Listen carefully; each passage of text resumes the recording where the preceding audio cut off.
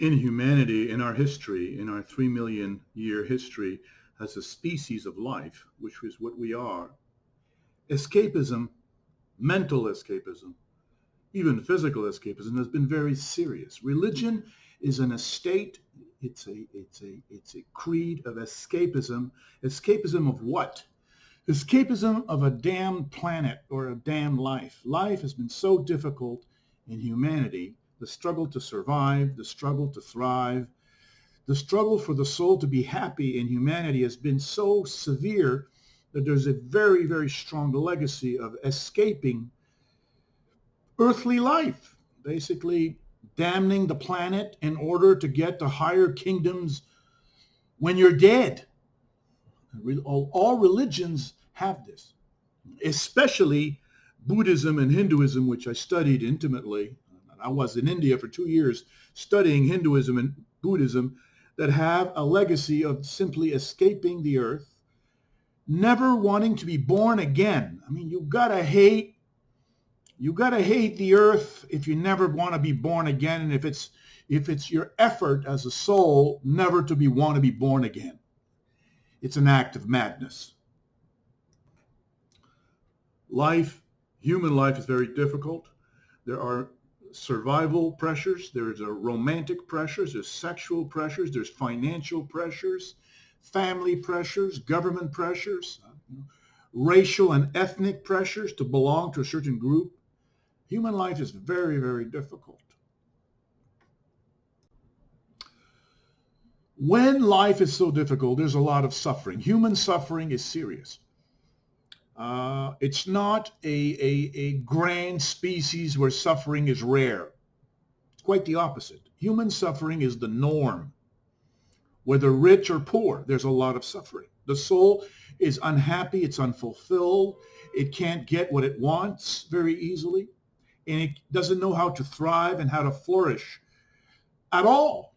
The science of psychology is based on the fortunes and the flourishing of the human heart, not the soul itself, which is the force that wants us to be happy.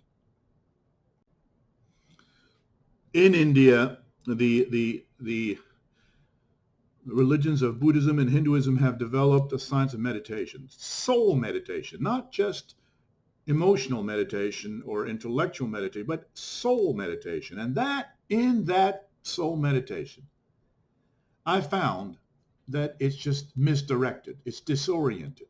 Instead of prizing life on earth, understanding that evolution of life is the truth, they understand that life is to be abandoned. You have to renounce life, cut off your senses, cut off your material pleasures, give up your money, give up your house, go to a hill or an ashram and meditate until the end of your life, until you reach a nothingness, which is supposed to be eternal peace and eternal beatitude, which is a serious trap.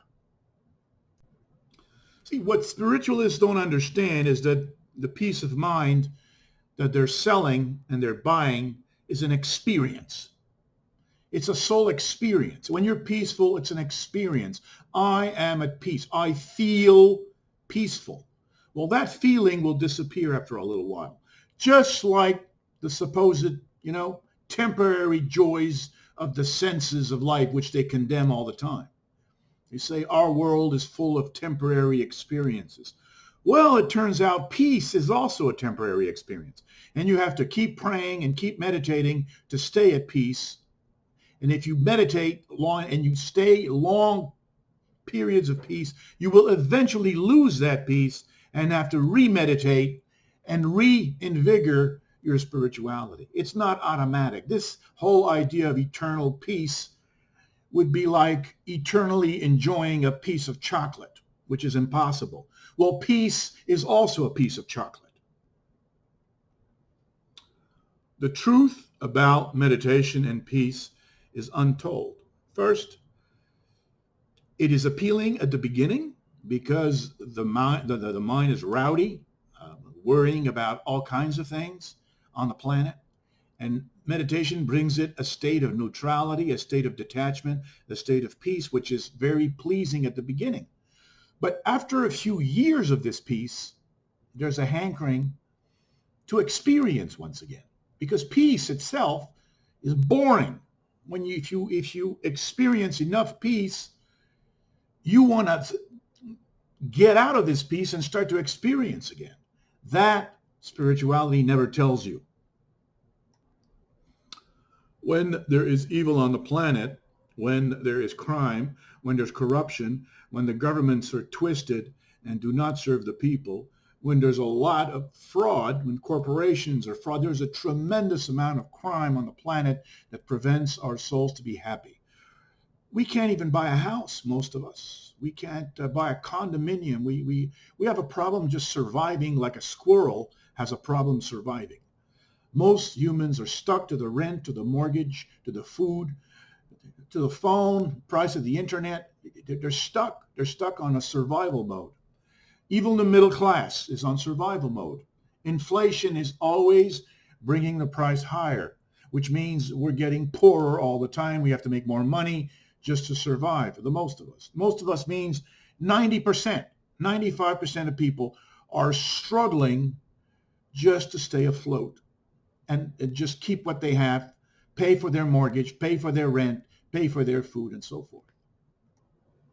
So the real divinity of the soul, the real meditation is how to defeat this evil, how to make governments serve the people, how to lower the price of homes so that they're almost free, that you can get a home very easily, how to eat very easily, how to bring the cost of survival so low that you really have a lot of time for pleasure and fulfilling your dreams. You can't fulfill your dreams if you're choked like a cow to survival. No government ever has addressed this problem. I've studied human history. The 3 million years of human history, the leaderships are consumed by their own power and re-election. They don't really care about the people. Escapism can have many forms. You can escape your problems. You can escape your problems by drinking. You can escape your problems by drugs. You can escape your problems by prescription drugs. You can escape through getting into a cult or to a religion or a meditation or there's a lot of ways to escape. Escapism empowers evil. That's what it does. The more you escape something, the more that something becomes powerful and the more difficult it becomes to be defeated. The more evil is avoided, the more we escape evil, the stronger evil becomes. That's why we live in a planet of madness, because we don't have a legacy of facing evil, which makes you an adult, and defeating evil, which creates paradise. We don't have this kind of legacy. Humans are escapists. They don't want to face their problems. They want to escape their problems. Spiritual meditation is a swooning into a state of trance, of peace, and believing you're on to divinity somehow, a divinity that is impotent, not omnipotent. This God never acts. It never shows itself. It never helps the human in any way. It never intervenes in times of war, in times of crises. The coronavirus, for example, today will be defeated by sole efforts against this virus and finding a vaccine or finding a way to destroy this virus or to weaken it. It will never be resolved by the intervention of a father in the sky. We have been brainwashed by this type of creed for thousands of years. Life evolution is very difficult because it has to face its obstacles and it has to defeat them.